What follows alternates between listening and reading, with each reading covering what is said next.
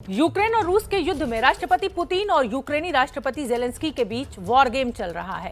Zelensky ने Putin की सेना को कीव में घुसने से रोकने के लिए एक प्लान बनाया और उसी प्लान को काटने के लिए रूसी राष्ट्रपति लाए हैं ऑपरेशन पी।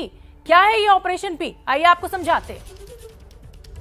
कीव के आसमान में धमाका, वेसल कीव एयरबेस पर हमला, यूक्रेन के गोदाम पर मिसाइल धमाका, नेशनल स्क्वायर पर मिसाइल अटैक। यूक्रेन की धरती रूस के लड़ाकू विमानों से बरसते बम और मिसाइल से ऐसे ही दहल रही थी और यूक्रेन की राजधानी कीव की ओर आगे बढ़ रही थी रूसी सेना।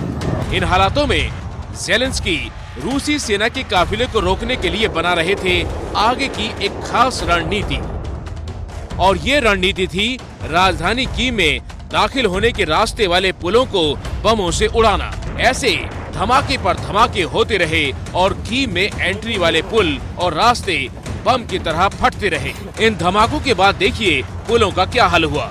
यूक्रेनी राष्ट्रपति जेलेंस्की की सोच ये थी कि पुल ही नहीं होंगे तो पुतिन की सेना की गाड़ियां आगे बढ़ेंगी कैसे।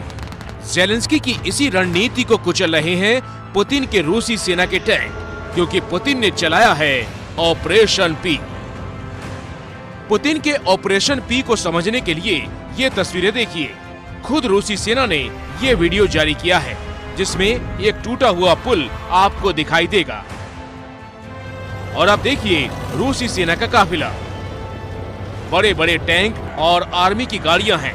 मेन हाईवे से ये आगे बढ़े, लेकिन सामने पुल टूटा मिला तो पुतिन की सेना ने देखिए कैसे एक अस्थायी पुल तैयार किया। उसी पुल पर ये रूसी सैनिक खड़ा होकर टैंक को झंडे दिखा रहा है और धीरे धीरे रूस के टैंक और गाड़ियां इसी पुल से धड़धड़ाते हुए गुजर जाते हैं। यही है रूस का ऑपरेशन पी। दरअसल दुनिया की सबसे ताकतवर सेनाओं में से एक है रूस की आर्मी। रूस के जवानों को कुछ ही घंटों में ऐसे ही बड़े बड़े पुल बनाने की ट्रेनिंग दी जाती है। ये तस्वीरें रूसी सेना को मिली ऐसी ही ट्रेनिंग की है और इसी ट्रेनिंग का असर यूक्रेन के कीव में रूस का ये ऑपरेशन पी है।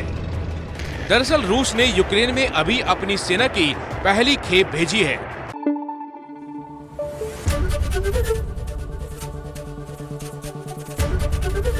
एबीपी न्यूज आपको रखे आगे।